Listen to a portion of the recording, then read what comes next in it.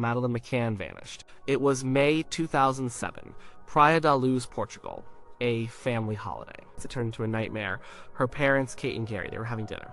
Just a short walk away, the children were asleep. In the apartment, they checked on them regularly, but one check. Everything changed. Madeleine was gone. 15 years later, the mystery remains. It's a case that has gripped the world. People remember her face, her missing poster, the pain of her parents. It's hard to imagine, the not knowing, the hope, then the despair. The years have passed, but the question stays, what happened to Madeleine?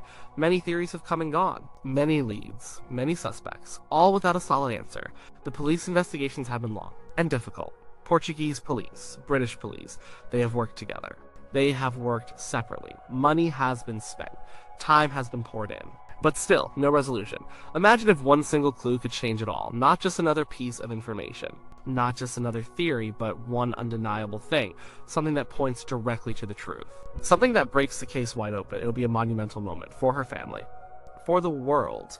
And what if that clue pointed directly to the current prime suspect? Christian Bruckner. He is a German man. A convicted sex offender. He was living in the Algarve region, near Praia da Luz. When Madeleine disappeared, German authorities believe he is responsible. They have named him as the prime suspect for years now. But even with him identified, even with his background, even with the strong belief of the German police, there is still no definitive proof, no body, no direct link to Madeleine, not enough for a conviction, not enough for closure. That's why a new clue is needed. A specific, undeniable clue. That would be the game changer. Let's think about the case so far. The night itself was chaotic. It's panic set in quickly. The McCanns and their friends, they searched, they called for help. The local police arrived. The initial investigation was criticized early on. Some said vital evidence was lost or mishandled. The scene wasn't secured perfect. Time was lost. The world watched. News channels were full of it. Madeleine's photo was everywhere. People wanted to help. Celebrities got involved. Fundraisers started. But leads were difficult and often led nowhere. The parents themselves, they were even named as suspects. For a time, then cleared, it was a terrible blow on top of everything else. Over the years, the investigation shifted. British police got involved officially. Operation Grange. Millions of pounds were spent reviewing everything, following new leads. Still no breakthrough. The hope would rise. Then fall. A long, painful cycle. Then came 2020. A significant development. German police announced they had a prime suspect, and Christian Bruckner. He was already in prison for other crimes in Germany. His name had come up before, but now it was different. They had a strong belief. He was the one. Why Bruckner? He lived in the area. At the time, he had a history of sex offenses against children. He had a camper van and other vehicles. He was known for breaking into holiday apartments in the Algarve. He made his living from petty crime. And worse, he seemed to fit a profile. A disturbing profile. Authorities had phone data. It showed Bruckner's phone pinging a mast near the McCann's apartment on the night Madeleine vanished, just an hour before she was reported missing. This was a crucial piece of circumstantial evidence. It placed him there, in the vicinity, at the critical time. Then there were witness statements. People who knew Bruckner, they said he had confessed or hinted at his involvement. Told to them. Over the years, one person claimed Bruckner told him that he had taken Madeleine and that she was dead. But these were second-hand accounts, hard to prove in court. Without more, he had a Jaguar car, a distinct one. It was registered in someone else's name, but he used it, and it was seen near Praia da Luz around the time. He also owned a derelict farmhouse in the countryside. Not far from the resort, this became a site of police searches. Several times. The German prosecutor, Hans Christian Wolters, he has been very clear. He is convinced Bruckner is guilty. He said they have evidence, but it's not enough for an indictment yet. Not enough for a trial. Not enough to say exactly what happened to Madeleine and where she is. This is the frustrating part for everyone. So the current situation is this A prime suspect with a concerning history, placed near the scene with some reported confessions, but no direct, irrefutable link to Madeleine. No body, no forensic evidence from the apartment. That ties him to it directly. That's the gap. That's the space where the one new clue needs to fit. The legal standard is high, especially in cases like this. Circumstantial evidence can be strong. But it often isn't enough on its own. Not for a murder conviction. The McCanns need answers. The world needs answers. And Bruckner needs to be either proven guilty or definitively cleared. The current state, it's limbo. The need for a single, undeniable clue is immense. Like, it's not about speculation or theory, it's about fact. Something solid, something that leaves no room for doubt. It must directly connect Bruckner to Madeleine, or to the act of her abduction, or to her fate.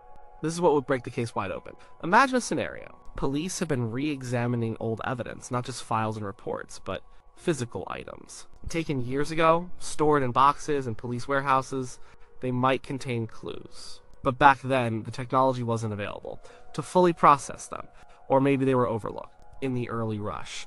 One of these items, an old, damaged piece of electronics. It belonged to Bruckner. It was seized years ago during a search for something else, something unrelated. It was tossed into a box. Maybe it was a cracked laptop, or a damaged external hard drive, or an old phone, the kind he might have used for a short time, then discarded because it was broken. Or he simply upgraded. It sat there for years, unnoticed or deemed unrecoverable. But now, a new team of forensic data experts. They are doing a cold case review, applying advanced techniques to retrieve data from damaged devices. They pull out this old item. It's dirty, it's scratched, looks like junk. They work on it for weeks, slowly, painstakingly, using specialized equipment, microsoldering, data recovery software. They are trying to rebuild fragments from corrupt files from memory chips. It's slow work, often fruitless, but they keep going, because every piece of old tech could hold a secret. One night, late, a technician is almost ready to give up. He's been working on this specific drive for days. It seems completely dead. Then, a flicker. A tiny bit of data recovers. It's a directory. A folder, mostly empty. But one file, it's encrypted and hidden deep within a corrupted sector. He spends grandfather and he says, oh, trying to decrypt it. It's a complex algorithm. But he has new tools. He keeps at it. Finally, a breakthrough. The file opens. It's a video file. A short one, just a few seconds. His heart starts to pound. He can't believe it. He watches it and re-watches it. His breath catches. It's shaky. It's dark. But he sees something. A child. A young girl. Blurry at first, then clearer. For a moment. Her face. It's Madeleine. There is no doubt. The eyes. The hair. The specific pajamas. She looks scared. But she is there. The background is dark too. But there are details. A distinctive pattern on a fabric. A specific type of window frame. A worn wooden floor. A corner of what looks like a very old, small, cramped room. It's not an apartment. Not a normal house. It looks like a makeshift space. A hidden space. He immediately alerts his superiors. The room goes quiet. Everyone gathers around the screen. They watch the short clip. Over and over. The initial shock turns to grim determination. This is it. This is the clue. Now, the connection to Bruckner. How does this video seal his fate? The distinctive background in the video. The worn wooden floor. The window frame. That specific fabric pattern. Police immediately recognize it from one of Bruckner's known properties. The derelict farmhouse, the one they've searched repeatedly. But they hadn't known what they were looking for. Not exactly. Bruckner had a small secret cellar there, beneath a collapsing floorboard. It was mostly hidden, difficult to access. He used it to store stolen goods. And to hide. Sometimes. When police searched the farmhouse before, they'd found other things. But this specific cellar, this hidden space, they'd never documented it properly, or linked it to anything specific. The fabric pattern, it matches an old tattered blanket. It's found in that cellar. Years ago. During a search, it was logged, photographed, then dismissed as just another piece of junk. Now, it's not junk. It's part of the puzzle. The window frame.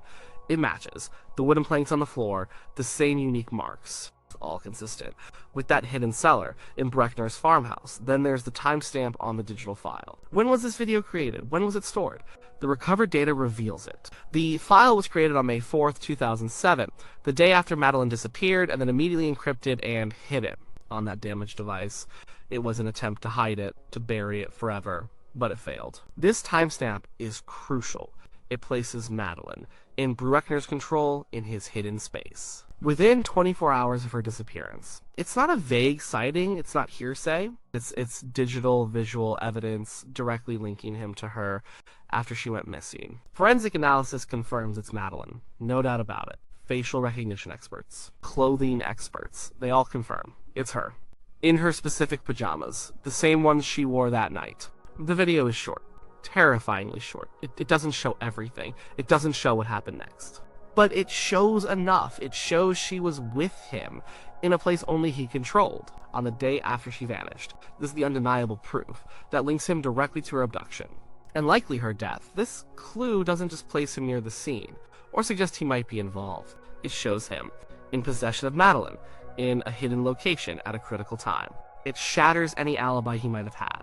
It demolishes his denials. It makes all the circumstantial evidence suddenly fall into place. Like pieces of a terrible puzzle. The phone, ping, the timing, his history, the alleged confessions. All of it makes sense now. With this core piece of evidence, this single video, it shows his direct involvement. It removes all reasonable doubt from prime suspect. He becomes the perpetrator. The legal ramifications would be immediate. The German authorities, they would move swiftly. From investigation to indictment, the evidence is too strong to ignore. A trial would follow. A conviction would be almost certain. What would this mean for Kate and Jerry McCann? It would be a moment of profound sadness, not joy, not celebration, the confirmation of their worst fears. Their daughter, gone, taken by this man, the hope of finding her alive, finally extinguished. But it would also bring a different kind of closure. The end of the agonizing not knowing.